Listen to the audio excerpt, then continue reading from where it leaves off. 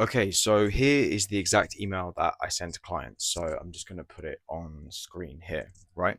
Okay, so the way that this email goes is need any help? First name. Hi, first name. Hope you're well. Do you need any help with your content strategy at their company? Let me know, Caleb. Okay, and that's it. That's what I send to every client. That's the outreach strategy, DM, whatever that I have. Okay. Now, some of you might be wondering, oh, where's the free value? Where's the long personalized message? Okay. And in this video, I'm just going to explain why I don't think that actually you need to be doing that as a beginner or ever, to be honest. And this is just my opinion. Let me break down this email. So the idea is that in the subject line, you want to use their first name, okay? Because using first name gets attention, right? They're addressing you directly. If you see an email addressed to you, you're generally gonna open it.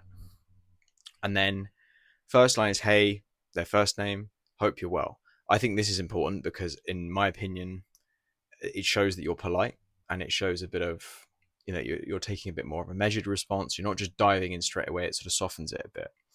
And then this line, do you need help with your content strategy at organization?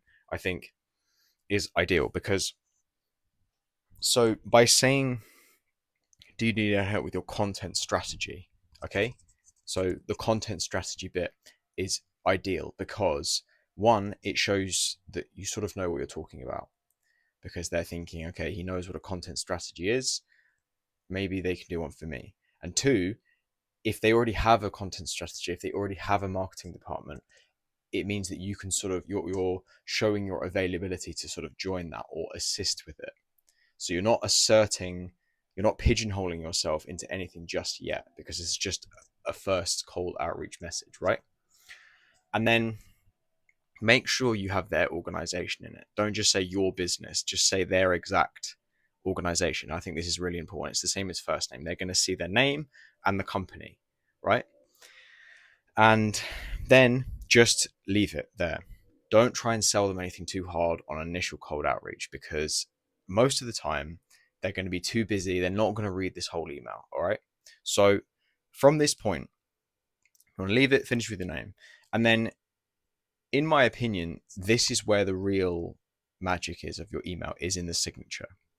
Because now you're leaving up to them to investigate who you are, because that's going to be the first thing that they're going to think is, who is this? Who has emailed me this random email? I don't know who this is.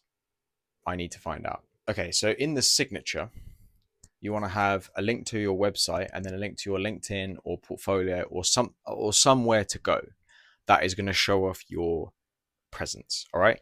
And in my opinion, this is really sort of part of like a show, don't tell. Okay. You don't want to be telling them exactly what to do. You want to be showing them, and then it's up to them. At university, I did English Lit, English literature, and I did a creative writing module, right? Where we just had to write stories essentially. And one of the main traps that writers fall into is not using show, don't tell. Okay, so show, don't tell is basically a method in any kind of story where you let the reader come up with the conclusion. Okay, because for example, if you want to show that someone is unkind, you could write, he was unkind, he was mean. Or you could have a representation of something that people will know is unkind. So he left the house and then I don't know, he kicked a dog, right? Okay, so he kicked a dog, all right? And this shows that he's unkind, okay? It doesn't necessarily say that he is unkind, like it doesn't explicitly tell the reader he is unkind, but you that's what you start to think about them, and suddenly the world becomes a bit more real.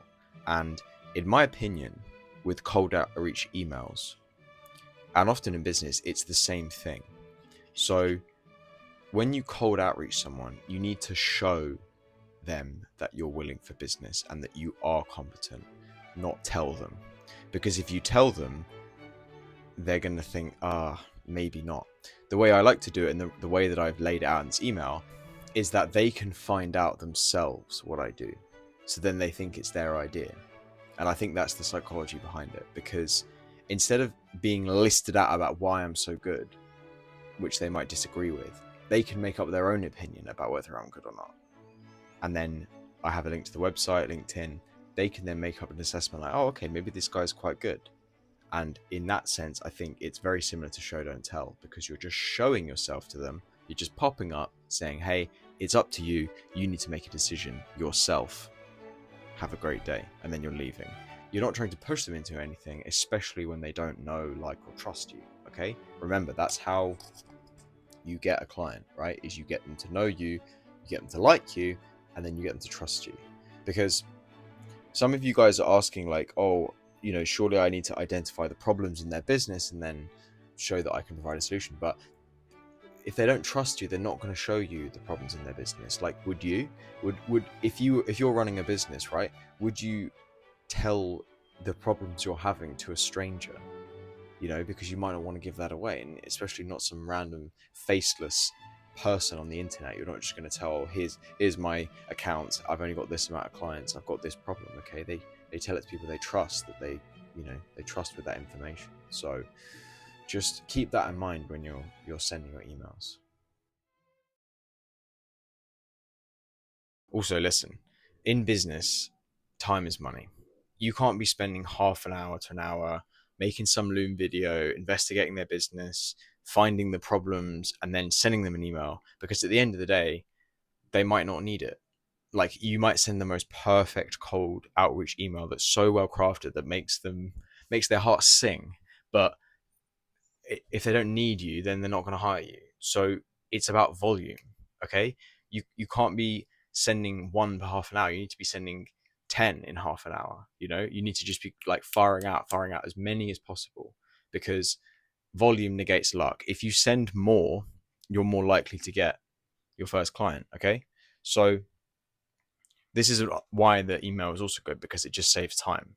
Okay, it's applicable to all people, all organizations. You just have to change out the name and the company, and it doesn't waste people's time, because, like I've said in previous videos, business owners are busy. They haven't got time to be messing about looking at your email, reading it, watching your Loom videos. All right, they're super busy, and they're sitting somewhere in an office, and that your email pops up. They need just to know straight away what you do and what you offer, and that's it. They don't need to be pitched on anything specific. They just need to know a copywriter, because you're looking for opportunities. Okay, you're looking for a specific opportunity where someone is out there who needs a copywriter, and you pop up and they go, yes, we need you. That's it. You're not trying to convince them that they need a copywriter. You're trying to find the people that already need one, and that's the mentality. Okay, well, thanks for watching, guys. I hope you took some value from this. Feel free to use the email in your outreach and let me know how it goes. I'm going to put a link in the description to my Substack article, which shows you how to send emails en masse for free using a free tool in Google Sheets. So click on that. If you want me to make a separate video on that, then I will. Have a great day.